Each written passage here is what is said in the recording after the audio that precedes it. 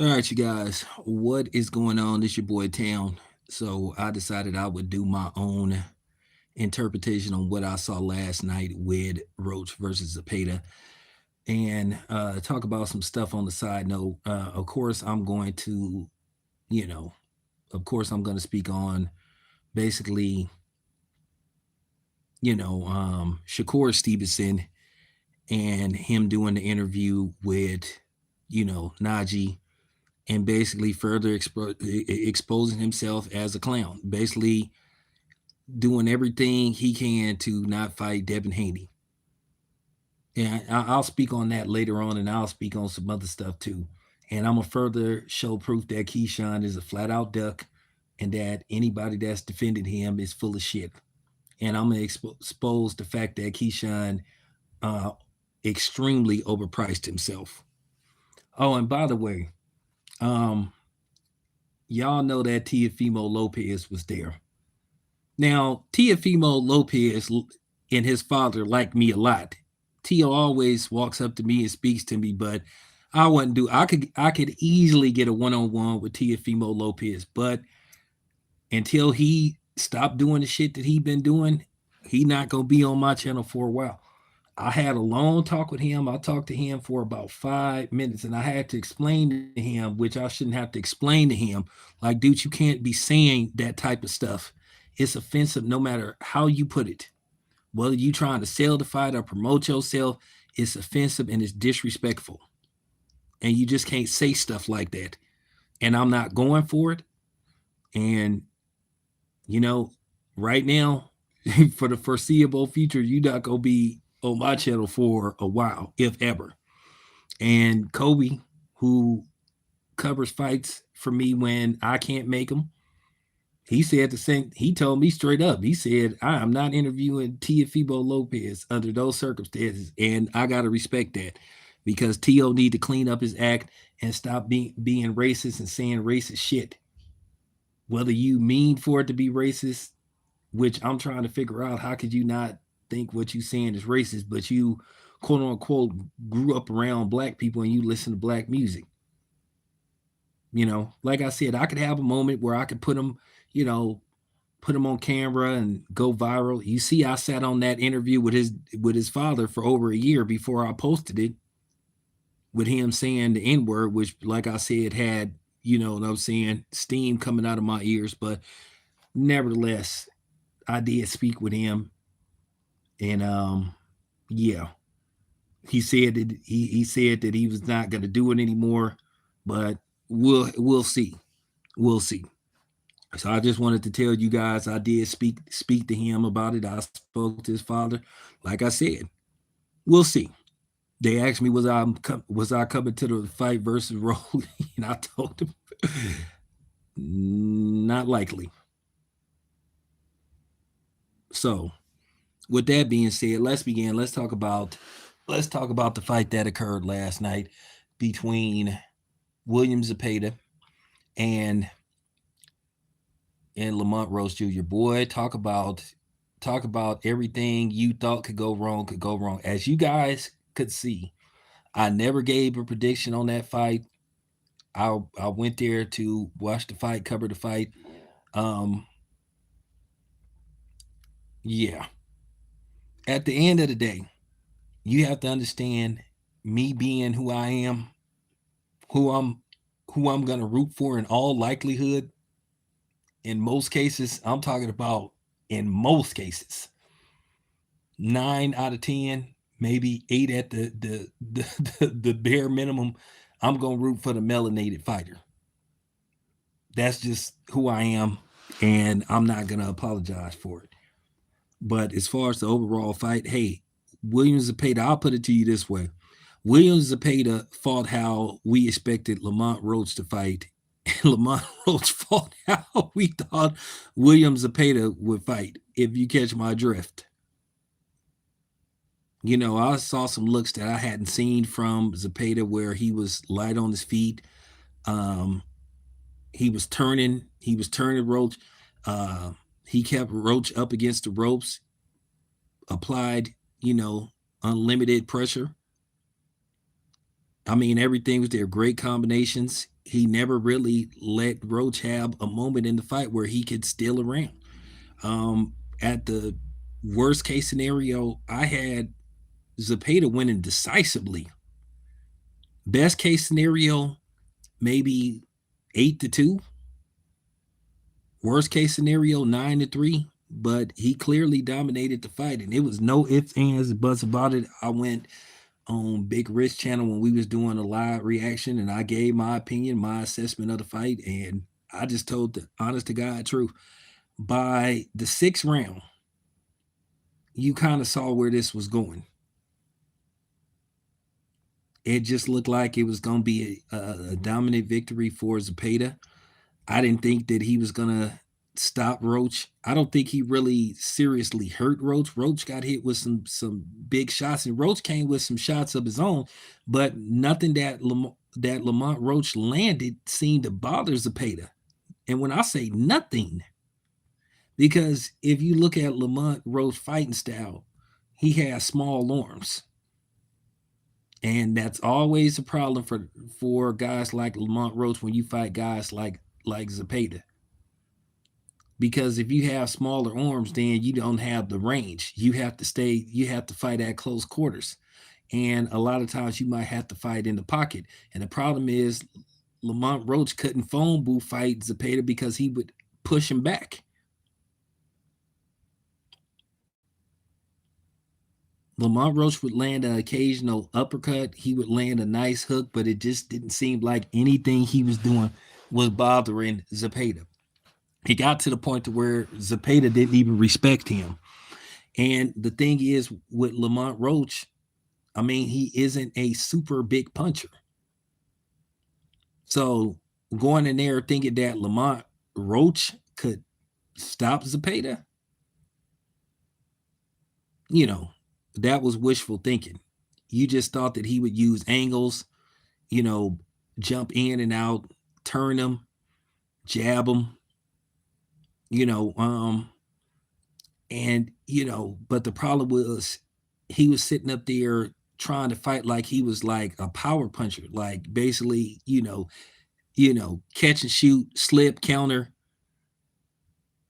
and thinking that that was going to eventually hurt Zapeda to where he could get it. You shouldn't have even thought like that. And even they said they wasn't prepared for how Zapeda trained for that fight. They thought that he was going to be basically the matador, basically the bull coming towards the matador, where you have to just basically get out the way and hit him with counters and turn, and then hit him with counters again when he's coming in. Basically, a Ole type of fight. Nah, it didn't work. Didn't work at all. And that was the problem the whole night. So I had a bad feeling about this for Roach because I asked, when you ask those type of questions, when you ask the father, when you say, "Hey, do you feel like you have to fight more versus trying to box?" And the problem was Zapeda was boxing and fighting at the same time. Something that something that Roach wasn't prepared for, and even he said it. He said he wasn't prepared for that, and basically that was his downfall.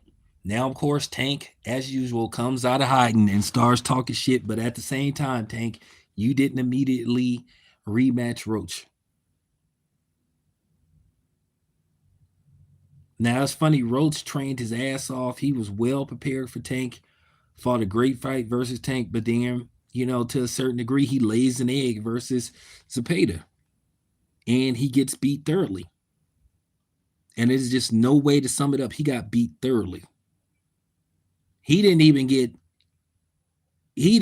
the opportunity to basically try to get a draw because none of the rounds were close. And one thing about me, I try to be as fair and objective as possible. And then sometimes, I get caught up. I want to try to give the brothers rounds, the close rounds, but there was really no close rounds. There were really no close rounds. You can make an argument that the first round could have went either way, and then maybe there was one round in between, maybe the third or the fourth. But then after that, until like maybe the 12th round, you make an argument maybe Roach won the 11th or the 12th round, but still he was just down by he was just down by wide margin to the point to where he needed like and everybody and all the media, we were all in unison by the ninth round when we and then they had open scoring, which was something I wasn't used to, but I don't know who requested it.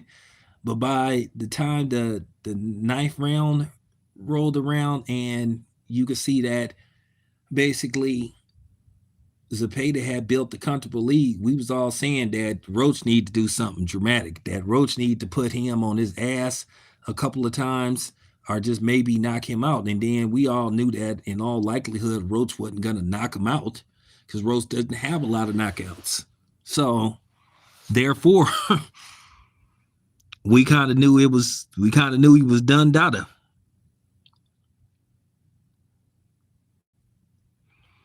Well, I think everybody at the very least was trying to give Roach some rounds, but like I said, worst case scenario, like I said, he worst case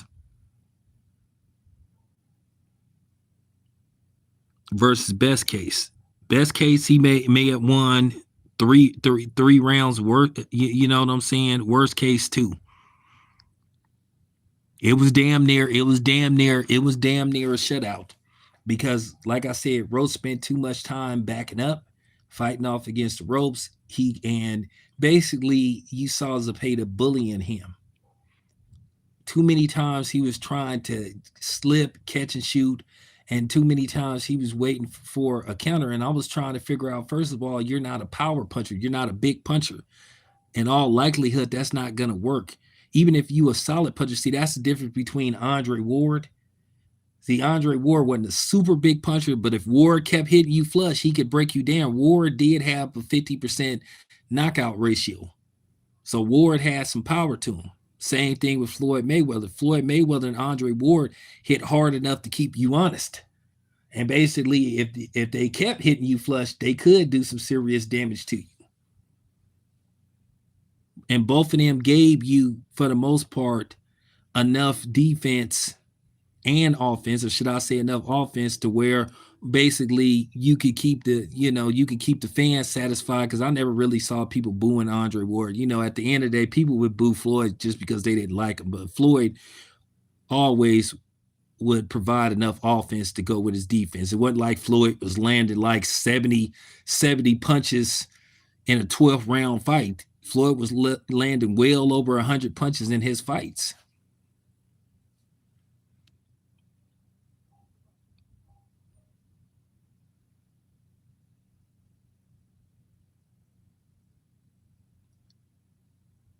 Well, that's what I'm saying. Nobody like we listen. I went there rooting for Roach. I went there rooting for Roach, hoping that Roach would put it together. But like I said, it would have been like at least, even if he could at least conjure up enough rounds to get a draw, then we'd still be talking about, okay, well, Roach is still in the mix, but that was just like a bad loss.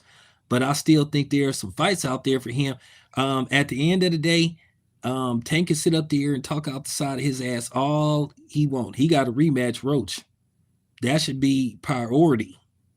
And like I say, Tank, that's typical of Tank to kick people when they down. And that's why nobody don't respect him. At the end of the day, ain't nobody really checking for Tank. Because to keep it 100, Tank really don't provide, Tank don't give you much. Because one is, it's horrible to talk to Tank longer than 3 minutes trying to do an interview with him based off the fact how he talks and how you can't understand certain stuff that he says.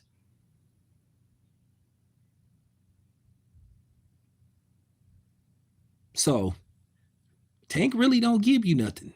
The only thing he give you is good highlights in the ring. But as far as Tank outside of the ring, do Tank really provide anything for you? No, not really.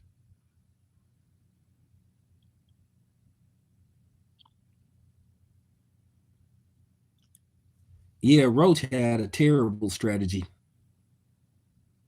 It was sad seeing the Mexican fight like the brother and the brother fight like the traditional Mexican fighter. Now, it is what it is. Rose was the one spending too much trying to come forward, and then the fact was that Zapeta was bigger than him and he was stronger than him. And like I said, Zapeta was pushing him around. He was pushing him around. He didn't even respect him after the fourth round. Zapeta wasn't worried about nothing that Roach had to give him. He wasn't threatened at all. He was like, "All right, man, come on."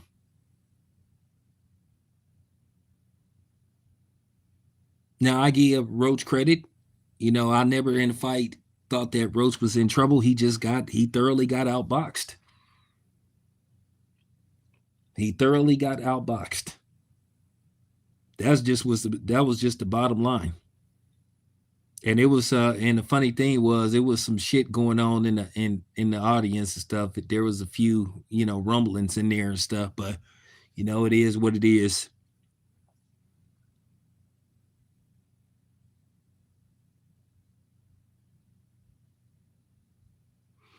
Yeah, tell that's what I'm saying. That's what I'm saying. Ryan, tell Tank to shut up and rematch, and rematch Roach. You can't sit up there and see. Here's the thing. This is a further implication on Tank. Zepeda, Zapeda pretty much beat him with ease. You had a life and death fight with him that many people thought that you lost. That's the thing with Tank. He loved like coattailing and riding other people's nuts. He loves sitting up there, sucking up to people that ain't black. All he do is attack black fighters. He the worst type. Him, Shakur, and Keyshawn, they the worst type of niggas.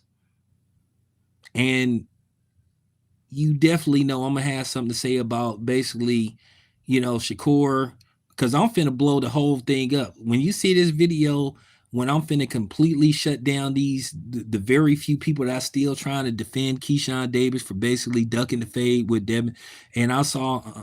Andre Darrell's goofy ass because at the end of the day, I'm not playing nice with these dudes no more because I'm just sick of this buck dance and this tap dance, and I'm tired of these niggas not having the same energy for these non-blacks and these Mexicans that they have for black people. They don't have no problem getting online, posting, trying to tear down the other brother. And then when you call them out on that, then all of a sudden they get mad. They want to say, "Oh, this isn't about color and all this kind of shit."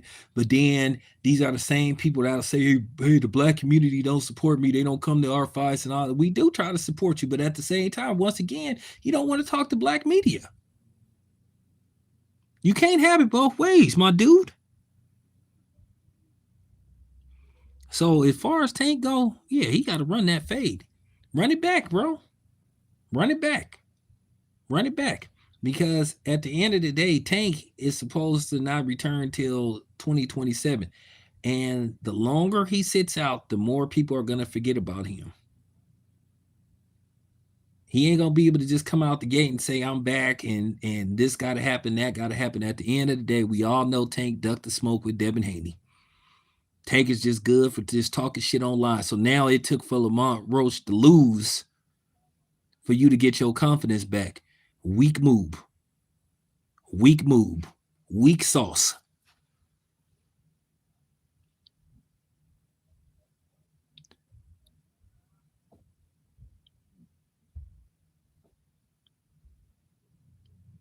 Tank gonna be 30. If I'm not Tank gonna be 32.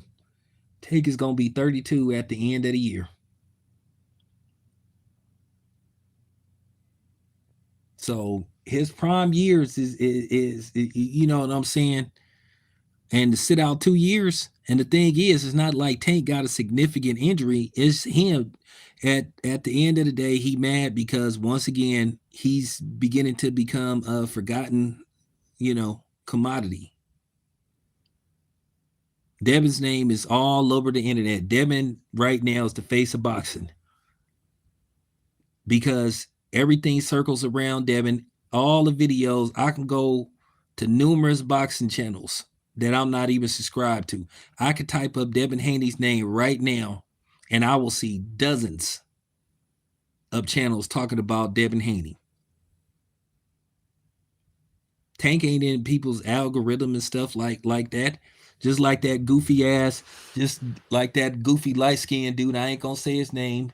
That goofy light skinned dude who was a Errol Spence nut hugger, who made every excuse in the book when Errol Spence got whooped on by Tank. He was sitting up. He a Tank nut hugger now. So now he on Tank talking about, oh, a fight was gonna be announced with Tank and Devin Haney. And I'm gonna tell you right now, Devin Haney need to move on from Tank and Shakur Stevenson. Them niggas don't want to fight, and that's just the bottom line. Devin ain't coming down. Like I said, when I talk to Bill tomorrow, all that 144 shit, that's out the door now. Devin ain't coming down to no 140 to fight no damn Tank. If Tank want to fight Devin, he gonna have to go up to 147. And it ain't gonna be no rehydration clause. It's 147. It ain't gonna be nothing because Tank is slowly but surely losing his power, his negotiation power. Because once again, you've been out of the ring for over a year. You ain't got it like that. And then your last fight was a draw. And Devin Haney had a decisive victory over Brian Norman Jr. So no. Just keeping it 100. But anyway, you guys finna go work out at the gym. Be back in a couple hours. We definitely gonna talk about Shakur Stevenson and how basically people are losing respect for him day after day as time goes by. This is your boy Tam. I'm out.